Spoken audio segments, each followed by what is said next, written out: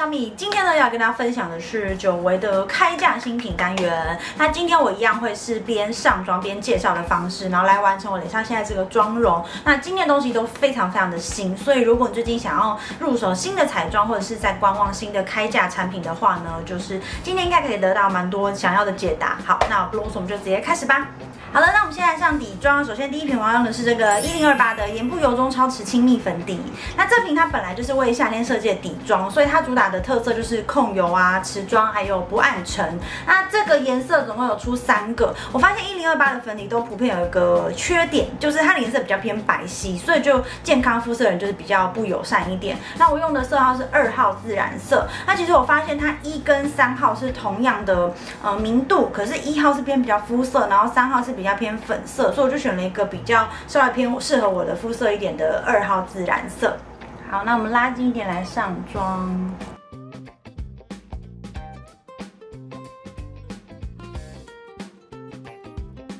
那我们可以仔细看它的遮瑕力，我觉得算是有中等偏上一些，然后它的妆感是比较偏向微雾陶瓷肌。那老实说，一开始我试用的时候可能会怕说它主打控油会不会是比较干或者是粉感很重的，可是我发现它上起来其实你会觉得它很服帖，然后也不会有那种太厚重的妆感。可是偏干肌的话，我觉得可能还是要搭配妆前保湿或者是保湿型的妆前乳。但是这瓶我觉得真的还蛮适合混合肌在夏天使用的，而且我自己最喜欢它一点是它一整天下来它的持妆度表现还不错，然后也不会有暗沉的问题，所以我会推荐给混合肌的朋友们。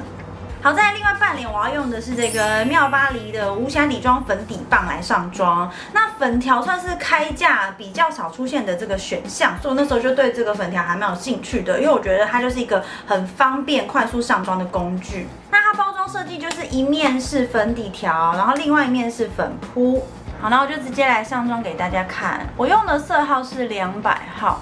然后你就是在你想要上妆的地方把它抹开，然后你就直接用它的这个粉扑去把它推开就可以了。但是我个人觉得这个粉扑不是很好用，因为它面积太小，所以后来我都还是习惯用我的美妆蛋来把它推开。上起来妆感我觉得就是比较偏向微光泽，然后没有什么粉感，然后用量非常的省，就是稍微画几笔就可以上全脸之外，我觉得服帖效果也很不错。那它比刚刚1028这个粉底液稍微更适合偏干肌一点点，可是如果你是超级干肌的话，我觉得还是要做好妆前保湿。那它的缺点就是我觉得它的遮瑕力偏弱，就是黑眼圈啊，或者是如果你有一些比较明显的瑕疵的话，它可能没有办法遮得很好，但是它就是属于一个快速然后自然妆感的一个粉底。然后妙巴黎的产品都会共同有一个特色，就是每一款都会有一个复古味嘛，就是这个很像那种以前妈妈在用化妆品的那个味道，但我自己是觉得不会到太重，我还可以接受。所以如果你是一个懒人想要快速上妆的话，你可以尝试看看这一款。再来第3款粉底呢是 EXCEL 的净彩精粹粉底，那这款总共有出到4个颜色，那我用到是3号，它也是稍微偏白皙一点。不过这款呢算是我今天介绍3款粉底中我自己私心最喜欢也最适合偏干性肤质的人。那它做的是这种软管状，你就直接这样挤压出来。我把刚刚左半边脸的1028卸掉了，直接上给你们看。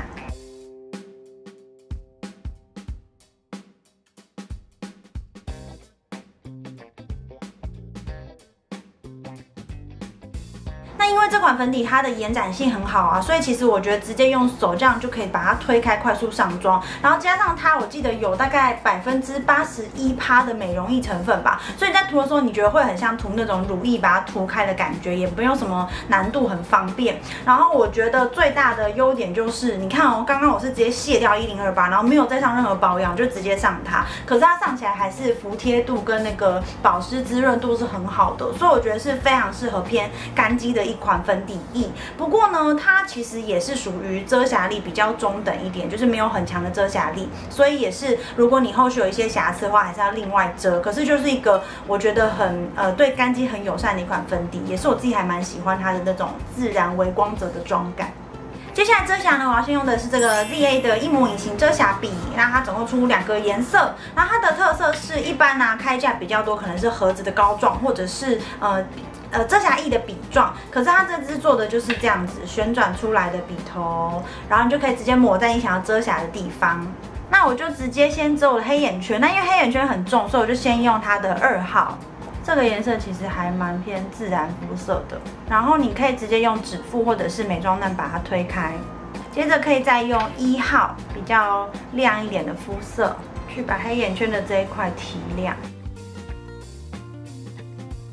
那我之前常提到说我的眼下偏干，所以用很多遮瑕都容易太干。那时候一开始看到这种棒状，我就有点担心说会不会它上起来也是很容易卡纹啊，或者是很干或者粉感等等。可是呢，因为它里面有那个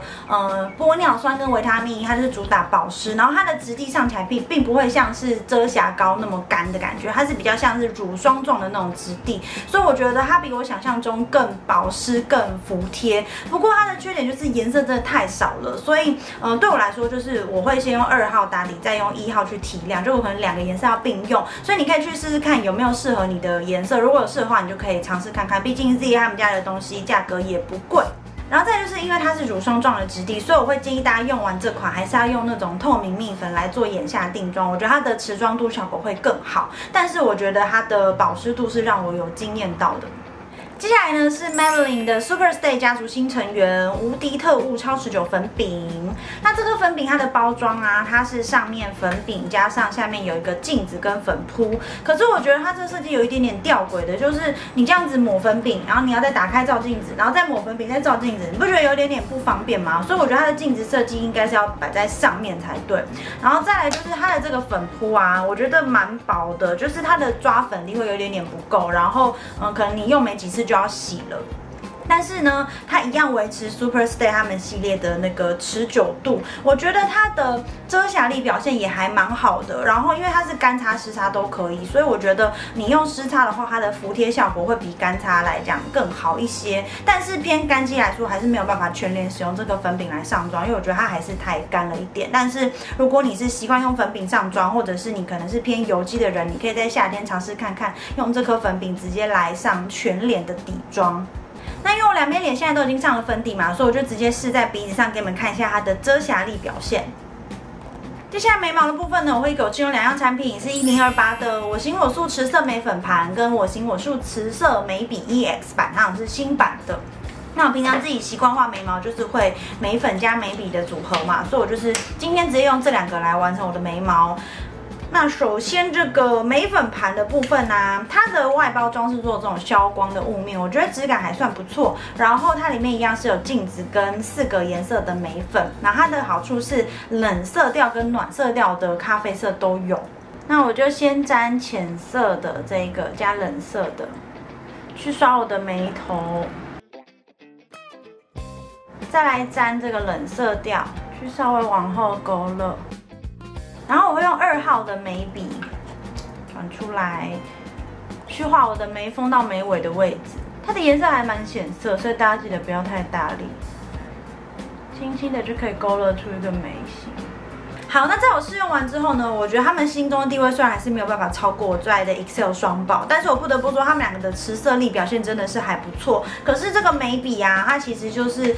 因为它的显色度真的比较好，所以如果你是新手的话，我建议你就是记得一定要下手不要过重。然后呢，这个眉粉啊，其实我觉得这个眉粉还不错用，可是它的这个刷头就是粗的这一面，就是做的有一点点偏大，所以你在画的时候比较容易，就是如果你的眉毛不是那种比较浓密比较厚实的话，你就会觉得它的这个刷头太大，很容易晕出界外。这是我自己使用上的一些小感想，但是整体来说，它还是算是很不错的一个眉笔眉粉的组合。然后它又比 Excel 便宜，所以也许你可以下次去开价尝试看看，因为我觉得它的眉笔的颜色做的还蛮多选择的，冷暖色调都有。好，再来眼影呢，我今天会分享2盘，一盘是这个 Solon 的自我组装3色眼影盒，这个我在之前的 Maybelline 的唇膏试色跟Get Ready With Me 那个夏天防水妆容中都有使用到它，所以我今天就不另外用它上妆了。可是我必须要大力称赞一下 Solon 近期的包装真的进步非常多，像我之前就常开玩笑说，它的单色眼影其实本身 CP 值很高，可是外盒我真的完全不会想买，因为就是做的比较包装比较阳春一些。那这个新的包装，它是这种雾面的黑色跟这个棕色，然后呢，里面的单色眼影都改成是磁吸式的。那磁吸式的好处就是比较方便拿取嘛，就算你今天买了这个眼影盒，你想要随时换颜色，也还是可以用这个眼影盒来包装。然后呢，它的单色眼影包装也进步了，也改了哦，它是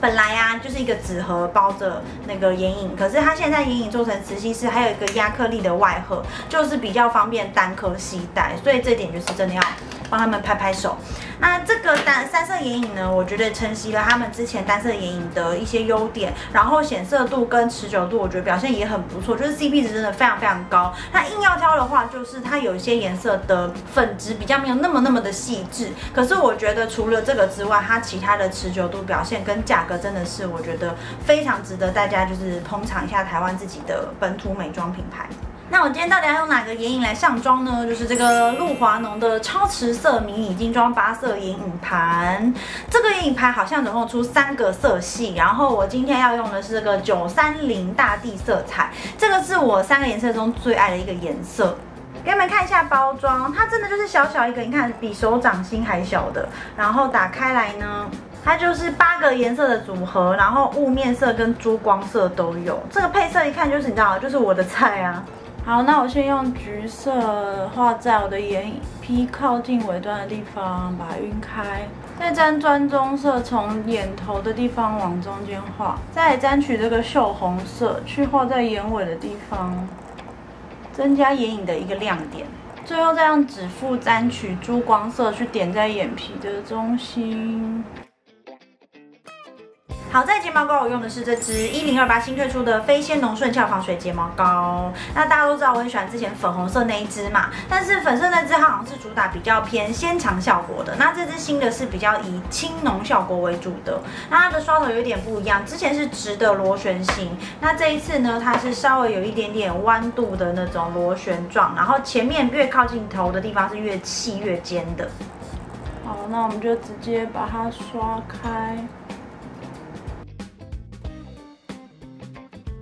那这支睫毛膏啊，我觉得它刷起来的确有浓密效果，但是它跟粉色那支的浓密效果并不会差到非常多，所以我本来对它期望是很高的，但是它没有让我惊艳到的感觉。再来它的刷头设计啊，我觉得好处就是因为它前面比较小比较尖，所以很适合去刷那种靠近眼头比较短小的睫毛，但是因为它的刷头稍微比较粗一点，所以我觉得就没有那么适合刷下睫毛。像我下睫毛就是比较毛比较稀疏比较短小的话，它就非常容易去沾到眼皮，所以相对起来，我还是比较喜欢之前那个粉色那一支，而且不知道为什么这一支刷我的下睫毛，我用了会晕，可是粉色那支就完全不会晕，所以我还是比较喜欢粉色那支睫毛膏，这支我觉得就是不会再回购。